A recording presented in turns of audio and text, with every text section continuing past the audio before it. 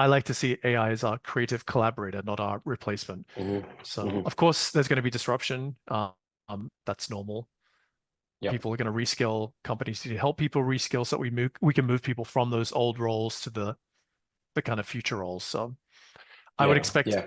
some turbulence and some change, but not necessarily all negative.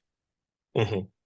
Yeah, and So, generative AI can help with that reskilling and upskilling, I think. So acquiring skills will probably be a little bit faster and move faster with the mhm. generative AI because you can having a personal tutor essentially you can ask questions of and then it can answer, even though you may have to research the answer. Still is much more useful than just reading about the topic. Mhm. For sure, for sure. But at the end of the day, it needs to be viewed as a tool to alleviate sort of messy work at least at the very least alleviate messy work so you can focus on more important things that require critical thinking